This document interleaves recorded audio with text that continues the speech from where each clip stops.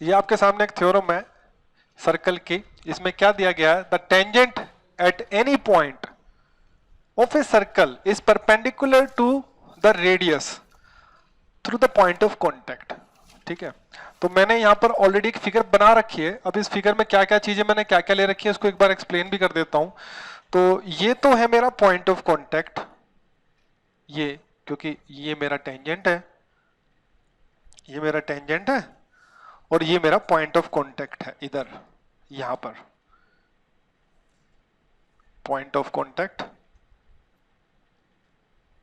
और ये मेरा सेंटर है, सेंटर को मैं बोल देता हूं ओ से रिप्रेजेंट कर देता हूं, और ये जो पॉइंट ऑफ कांटेक्ट है इसका भी मैं नाम दे देता हूं एम, और ये आपका परपेंडिकुलर है, ये आपको साबित करना है। थ्योरम क्या कहती है, you have to prove that this OM is perpendicular to the tangent. अब एक काम करते हैं, टेंजेंट को हम L से रिप्रेजेंट कर देते हैं, L। ठीक है, तो आपको इसमें टू प्रूव क्या है वो लिख देते हैं, to prove that your OM is perpendicular to this line, यानी कि जो टेंजेंट है उसके परपेंडिकुलर आपको प्रूव करना है। OM is perpendicular to L, ये आपको प्रूव करना है, और OM आपका रेडियस है, यही तो आपका रेडियस भी है। एक बार थ्योरम दोबारा पढ़ लीजिए, ये आपका OM रेडियस है। The tangent at any point of a circle is perpendicular to the radius through the point of contact. कहने का मतलब टेंजेंट जो है वो रेडियस के परपेंडिकुलर है, तो रेडियस यहां पर OM है और टेंजेंट हमारा L है, ये आपको साबित करना है।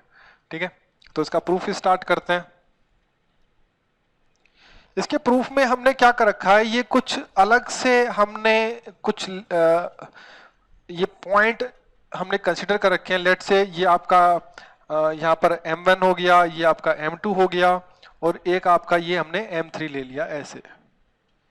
ठीक है, और ये जो पॉइंट है आपके, ये इस टेंजेंट के ऊपर हैं, और ये डिस्टेंस कहां से बना रखा है हमने, O से, सेंटर से।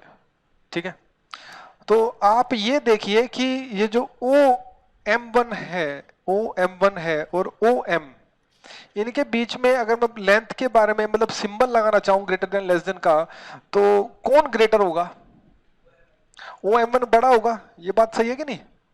ऑब्वियस सी बात है, ये आपका एक्सटीरियर में जा रहा है, रेडियस से तो बड़ा होना ही होना है इसको, क्योंकि ये एक्सटर्नल पॉइंट हो जाएगा। देखिए, अगर कोई पॉइंट ऑन द सर्कल होता है और सेंटर से इसकी दूरी नापे तो वो रेडियस ही तो होता है। अगर वो इन द सर्कल आपने ले लिया तो उसका डिस्टेंस रेडियस से कम हो जाएगा, छोटा हो जाएगा। बट अगर आपने आउटर पॉइंट ले लिया और उसे O से नापे तो वो जो डिस्टेंस है आउटर वाला वो रेडियस से बड़ा होगा। तो इसी तरह से आप देख सकते हो, नॉट ओनली दिस OM1, आपका OM2 भी बड़ा होगा OM से, और आपका OM3 भी बड़ा होगा OM से। तो मेरा इससे एक चीज एक निकल के आती है कि जो OM है that will be the shortest distance with this line L।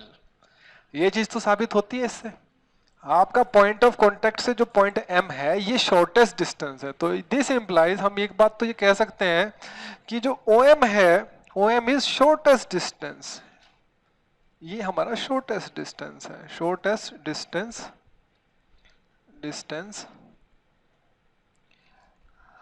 किससे, विद लाइन या विद टेंजेंट, हमने टेंजेंट ही तो लेना है, विद टेंजेंट, ये बात सही है।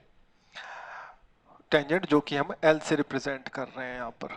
ठीक है, अच्छा, एक आपकी थ्योरम थी पिछली क्लास में कि जो शॉर्टेस्ट डिस्टेंस होता है वो परपेंडिकुलर होता है।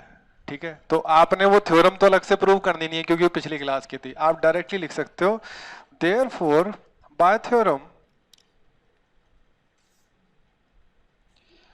theorem, as we know that shorter distance is perpendicular to the line, as we know that shortest